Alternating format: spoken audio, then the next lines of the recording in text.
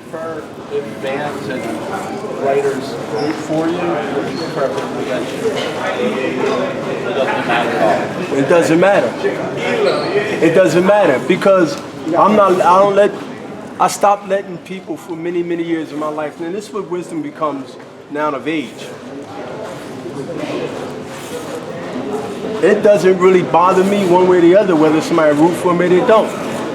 Like, I'm not controlled by people's opinion about me.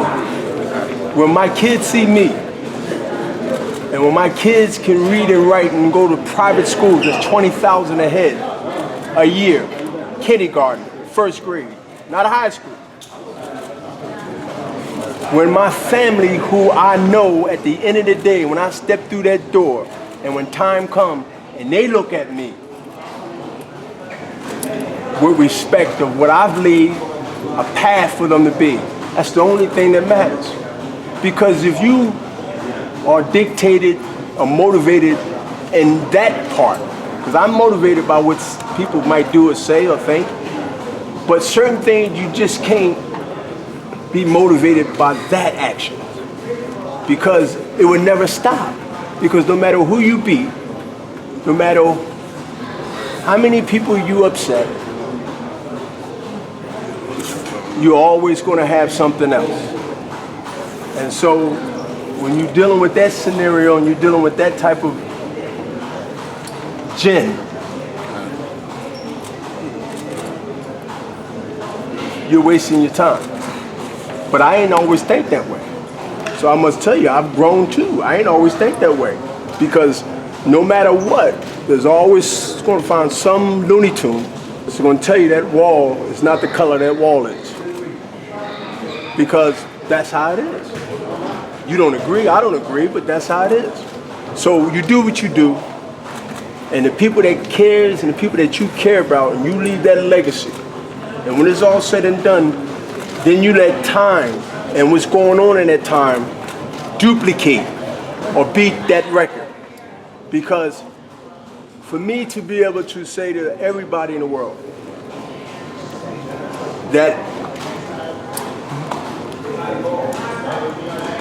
no one expected me not only to become what I've became, but they thought I'd be going 10, 15 years ago. So I became their worst nightmare. And the more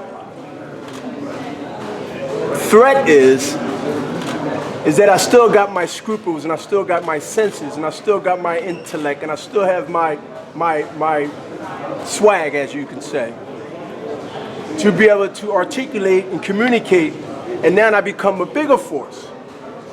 See, when you do this, and then out of this, and now you involved in other entities that normally is not the makeup of where we come from, you sort of raise eyebrows and ears, and some would embrace it with love, and some would embrace it with fear. It reminded me of the story I was watching the other day where one slave knew how to read and the other ones didn't. Why did it irritate the masters? Why did they was threatened? Because Fufu could read and Bobo couldn't. So they had to cut him out, which to them was a cancer. Because if he tell he and he their value, you can't devalue them.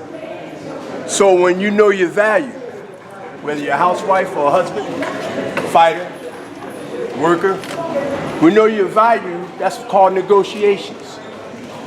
You can go to the table with confidence and strength. You might not get it in spite of, but at least you know your value. But if I gotta tell you your value, I guarantee you it won't be what you think it is. These are the things they teach at universities.